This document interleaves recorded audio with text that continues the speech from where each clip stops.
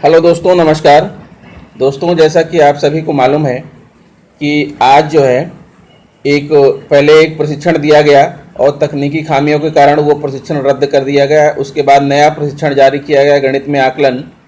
तो गणित में आकलन नामक प्रशिक्षण मैं पूर्ण कर चुका हूं और इसका भाग 0 से लेकर के भाग 3 तक का वीडियो बना के डाल चुका हूं। मित्रों, इस वीडियो को देखने के पहले आप उस वीडियो को देख लीजिएगा जिसमें भाग 0, 1, 2, 3 के जो है बहुविकल्पीय प्रश्नों के उत्तर हैं। अब ये भाग मैं लेकर आया हूँ आपके सामने, भाग 4 और 5। भाग 4 और 5 पर आधारित ये बहुविकल्पीय प्रश्नों के उत्तर हैं। आप जरूर इस वीडियो को देख लीजिएगा। अगर आप मेरे चैनल पर नए हैं तो प्लीज़ चैनल को सब्सक्राइब कर लीजिएगा, बेल आइकन को प्रेस कर दीजिएगा और दूसरे मित्रों को शेयर भी कीजिएगा। तो मित्रों, इस भाग में मैं लेकर आया हूँ गणित में आकलन प्रशिक्षण का भाग 4 और भाग 5 के प्रश्नों के उत्तर। तो आइए आपको दिखाते हैं कि क्या प्रश्न है और क्या उत्तर पूछे गए हैं। पहले भाग 4 को देख लीजिए, फिर भाग 5 को आपको दिखाता हूँ। तो देखिए, भाग 4 का पहला प्रश्न है, आपके अनुसार इन दोनों में से कौन सा फीडबैक बच्चे की आगे समझ बनाने और मौजूदा स्तर को बेहतर बनाने में मदद करेगा। तो मैं यहाँ पर आपको आंसर बताना चाहूँगा कि प्रशिक्षण में जो कहा गया है इसके हिसाब से यहाँ पर कृष्णा सही है, यानी कृष्णा आंसर सही है। फिर आते हैं इसका अगला क्वेश्चन, देखते हैं। फीडबैक के बारे में 2 विकल्प चुनें जिससे ये साबित किया जा सकता है कि कृष्णा जी का फीडबैक सीखने के लिए बेहतर रहेगा। बच्चे के स्तर को ध्यान में रखना, सीधी रेखा में लिखना, आसान भाषा में लिखना, हल करने के तरीकों के बारे में सोचने के लिए प्रोत्साहित करना। तो मैं आपको बताना चाहूँगा मित्रों कि इस प्रश्न का सही जवाब है पहला विकल्प और आखिरी विकल्प, पहला और चौथा। बच्चे के स्तर को ध्यान में रखना और हल करने के तरीकों के बारे में सोचने के लिए प्रोत्साहित करना। आइए अगले प्रश्न की तरफ बढ़ते हैं। मित्रों, समय कम है इसलिए मैं तेजी से चल रहा हूं। आपके अनुसार विस्तार से फीडबैक देने से बच्चों को जिन पहलुओं में मदद मिल सकती है, अवधारणा की समझ को गहरा करने में, नए तरीकों को ढूंढने में, उत्तर सही है या नहीं पता करने में, नई अवधारणा से जोड़ने में, परीक्षा के सवालों का पता करने में, गणितीय बातचीत को विकसित करने में। तो इस प्रश्न का सही जवाब है मित्रों आपका ऑप्शन जो है पहला, दूसरा और तीसरा, अवधारणा की समझ को गहरा करने में, नए तरीकों को ढूंढने में, नई अवधारणा को जोड़ने में। फिर भाग 4 का अगला प्रश्न है, अभी तक हमने जो बातचीत की उसके बारे में सोचें और बूझें कि सहपाठियों द्वारा किया गया आकलन और फीडबैक प्रक्रिया फीडबैक का ही हिस्सा क्यों होगा। विकल्प हैं इसके, सहपाठियों को प्रक्रिया पर फीडबैक देना आसान है, सिर्फ शिक्षक ही बता सकते हैं कि उत्तर सही है या गलत, सहपाठियों के साथ प्रक्रिया पर बातचीत करना जरूरी है। तो इस प्रश्न का जो सही जवाब है वो विकल्प नंबर 1 और विकल्प नंबर 3 इसका सही है। सहपाठियों को प्रक्रिया पर फीडबैक देना आसान है और सहपाठियों के साथ प्रक्रिया पर बातचीत करना जरूरी है।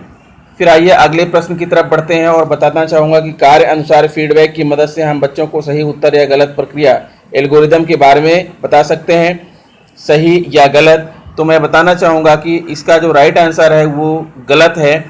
और उसके बाद फिर अगला प्रश्न है भाग 4 का, कार्य के अनुसार फीडबैक बच्चों को सुधारने में मदद करते हैं। क्या सुधारने में मदद करते हैं? हल, प्रक्रिया, उत्तर। तो मैं बताना चाहूँगा कि इस प्रश्न का जो राइट आंसर है वो है प्रक्रिया, यानी विकल्प नंबर 2। फिर अगला प्रश्न है भाग 4 का, देखिए, प्रक्रिया यानी प्रोसेस अनुसार फीडबैक से बच्चे खुद के सोचने के पैटर्न पर ध्यान दे पाते हैं, सही या गलत। तो इस प्रश्न का जवाब है सही, यानी विकल्प नंबर 1 सही है।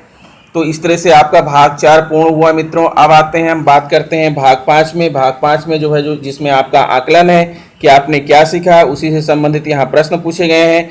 तो पहला प्रश्न यहाँ आपके सामने स्क्रीन पर आ रहा है, आप प्रश्न को ध्यान से देखिए और पढ़िए। रश्मि जी ने अपनी कक्षा में बच्चों को गणित का एक प्रदर्शनात्मक काम करने के बाद स्व आकलन करने को कहा।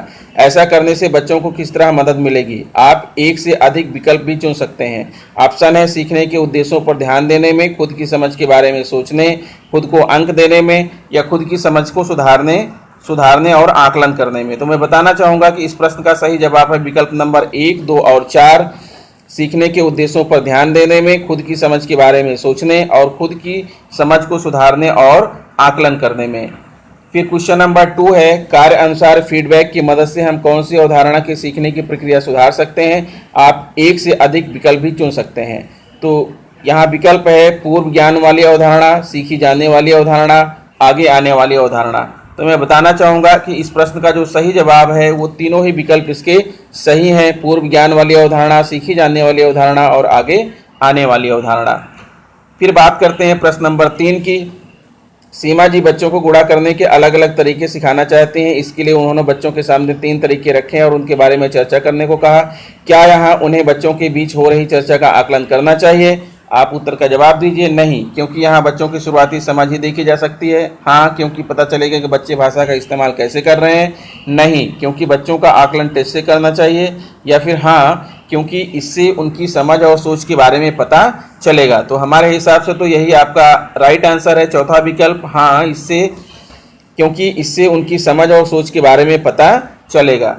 फिर बात करते हैं प्रश्न नंबर 4 की। सीमा जी ने बच्चों को उनके गुणा करने के तरीके कक्षा के आगे आकर सबके साथ बांटने को कहा। इसके बाद उन्होंने बच्चों को गुणा करने की प्रक्रिया पर फीडबैक दिया। ऐसा करना उन्होंने क्यों जरूरी समझा? तो इसके लिए विकल्प है अवधारणा की समझ के लिए, प्रक्रिया की समझ के लिए, अलग अलग तरीकों की समझ के लिए, या गलतियों को पकड़ने के लिए। तो यहाँ पर हमारे हिसाब से जो राइट आंसर है वो ऑप्शन 3 है, अलग अलग तरीकों की समझ के लिए। फिर अगला प्रश्न आप देख सकते हैं, प्रश्न नंबर 5 दिख रहा है। 4 स्कूलों के शिक्षकों ने आकलन करने की कुछ उद्देश्य बनाए। इनमें से कौन से उद्देश्य बच्चों की सोच का गणितीकरण करने के उद्देश्य के साथ सही बैठेंगे? आप एक से अधिक विकल्प भी चुन सकते हैं। पहला विकल्प है चीज़ों की लंबाई स्केल से नापना, लंबाई मापने के सवाल हल करना, लंबाई मापन की समझ को रोजमर्रा की स्थिति में इस्तेमाल करना, लंबाई मापन की समझ को अन्य अवधारणाओं को समझने के लिए इस्तेमाल करना। तो इस प्रश्न का जो राइट आंसर है अकॉर्डिंग टू मी विकल्प नंबर 3 और 4 सही है। लंबाई मापन की समझ को रोजमर्रा की स्थिति में इस्तेमाल करना, या लंबाई मापन की समझ को अन्य अवधारणाओं को समझने के लिए इस्तेमाल करना। फिर आता है प्रश्न नंबर 6 देखिए। स्व आकलन और सहपाठियों के फीडबैक से कक्षा में किस तरह का माहौल बनेगा? आप एक से अधिक विकल्प भी चुन सकते हैं। बच्चों के बीच प्रतियोगिता का, गणित को मजे से सीखने का, एक दूसरे से बातचीत का, बिना डर के आत्मविश्वास के साथ सीखने का। तो इस प्रश्न का जो राइट आंसर है वो ऑप्शन नंबर 2 और 4 सही है, गणित को मजे से सीखने का और बिना डर के आत्मविश्वास के साथ सीखने का। फिर क्वेश्चन नंबर 7 है, दिए गए रूब्रिक को देखें। आपके अनुसार इस रूब्रिक में कौन सा स्तर गहरी समझ और दूसरी अवधारणाओं के इस्तेमाल होने वाली समझ के स्तर को दिखाएंगे? आप एक से अधिक विकल्प चुन सकते हैं। तो इसका सही आंसर है 0, पहला, दूसरा, तीसरा और चौथा। तो मेरे हिसाब से यहाँ पर आपका जो विकल्प है मित्रों वो तीसरा और चौथा ये विकल्प आपका सही है, यानी चौथा और पांचवा विकल्प इसका राइट है। फिर अगला क्वेश्चन आता है 8वां। करुणा जी ने अपनी कक्षा में बच्चों का एक परीक्षा पत्र दिया। इसे हल करने के बाद उन्होंने बच्चों का हर एक सवाल का हल ब्लैक बोर्ड पर करके दिखाया और उन्हें ही अपने हलों और उत्तरों की जांच करके अंक देने को कहा। बच्चों में स्व आकलन करने की क्षमता विकसित करने के लिए आप करुणा जी को इन विकल्पों में से क्या सुझाव देंगे? अवधारणा की समझ, हल करने और सीखने की प्रक्रिया के बारे में सोचने का मौका दें, या ऐसे ही हर परीक्षा पत्र का आकलन कराएं, या खुद हलों और उत्तरों की जांच करके अंक दें और उसके बाद बच्चों को अंक जोड़कर कुल अंक बताने दें, या फिर बच्चों को एक दूसरे का आकलन करने को कहें? तो मेरे हिसाब से इस प्रश्न का जो राइट आंसर है ऑप्शन 1 सही है, अवधारणा की समझ, हल करने और सीखने की प्रक्रिया के बारे में सोचने का मौका दें। फिर बात करते हैं, अगला प्रश्न है 9वां प्रश्न। 9वां प्रश्न देखिए, कार्य पर फीडबैक, प्रक्रिया पर फीडबैक और स्वनियमित फीडबैक, इन तीनों तरह के फीडबैक देने से बच्चे में गणित सीखने का कौन सा स्वभाव विकसित होता है? एक दूसरे से नकल करने का, गलतियों से सीखने का, अपनी सोच के बारे में खुद सोच पाने का, या कलन विधि ढूंढने का। तो मैं मित्रों बताना चाहूँगा कि इस प्रश्न का मेरा जो आंसर था वो गलत हो गया था, इसलिए मैंने यहाँ पर टिक नहीं लगाया है, खाली प्रश्न आपको दिखा रहा हूँ। और बताना चाहूँगा कि इस प्रश्न का जो राइट आंसर है ऑप्शन नंबर 2 और ऑप्शन नंबर 3 इसका राइट आंसर है, गलतियों से सीखने का और अपनी सोच के बारे में खुद सोच पाने का। फिर इस जो है प्रशिक्षण का जो आखिरी प्रश्न है 10वां, ये है कि आनंदिता जी को आकृतियाँ सिखाने की योजना बनाई थी, इसमें आकलन को किस तरह शामिल किया जा सकता है? तो ऑप्शन है अवधारणा सिखाने के बाद समझ की जांच करने के लिए, अवधारणा सिखाने के पहले सीखने की तैयारी की जांच करने के लिए, या सीखने सिखाने के दौरान सीखने सिखाने की प्रक्रिया की जांच करने के लिए, या साल के अंत में परीक्षा के समय। तो बताना चाहूँगा कि ये 10वां प्रश्न का जो जवाब है वो सारे के सारे जवाब यहाँ पर सही हैं। तो इस तरह से मित्रों जो है आपका ये कोर्स जब पूर्ण हो जाएगा तो पूर्ण होने के बाद आपकी स्क्रीन पर ये लिख जाएगा, जब बैक आएंगे तो लिखेगा कि आपने कोर्स सफलतापूर्वक पूर्ण किया। और आप देख सकते हैं कि आप इस कोर्स में 6 भाग हैं। कोर्स से परिचय, भाग 1 आकलन कुछ उद्देश्य, भाग 2 आकलन किसका, और भाग 3 है आकलन के तरीके। सब में ग्रीन टिक लगा हुआ है। आकलन के बाद चौथा है और अपनी समझ को परखे 5वां भाग है। 5वें भाग में ग्रीन टिक लगा है, यानी मेरा प्रशिक्षण पूर्ण हो गया है। और इस प्रशिक्षण को पूर्ण करने का एक और तरीका है, आप अपनी प्रोफाइल में जाके देख सकते हैं कि आपका प्रशिक्षण पूर्ण हुआ है या नहीं हुआ है। वहाँ आपको ये बात जो है दिखाई पड़ेगी कि आपका प्रशिक्षण पूरा हुआ या नहीं हुआ है। हाँ तो दोस्तों, जैसा कि आप देख पा रहे हैं, देखिए कि मेरा प्रशिक्षण पूर्ण हो गया है। गणित में आकलन उत्तर प्रदेश ये भी पूर्ण दिखाई पड़ रहा है। और आप नीचे जो अभी इसके पहले जो प्रशिक्षण आया था पढ़ने लिखने के शुरुआती व्यवहार उत्तर प्रदेश, ये भी मेरा प्रशिक्षण पूर्ण हो चुका है। तो इस तरह मैंने दोनों ही प्रशिक्षण पूर्ण कर लिए हैं। यद्यपि पहला वाला प्रशिक्षण रद्द कर दिया गया है, लेकिन इन दोनों ही प्रशिक्षण में सर्टिफिकेट नहीं है, इसलिए आपको सर्टिफिकेट के लिए सोचना नहीं है। तो मित्रों, आशा करता हूं कि मेरा यह वीडियो आपको पसंद आया होगा। यदि वीडियो पसंद है तो please subscribe my channel, press bell icon and share it to other friends. तो दोस्तों, इस वीडियो में इतना ही। मिलते हैं आपसे नेक्स्ट वीडियो में, तब तक के लिए बहुत बड़ा नमस्कार।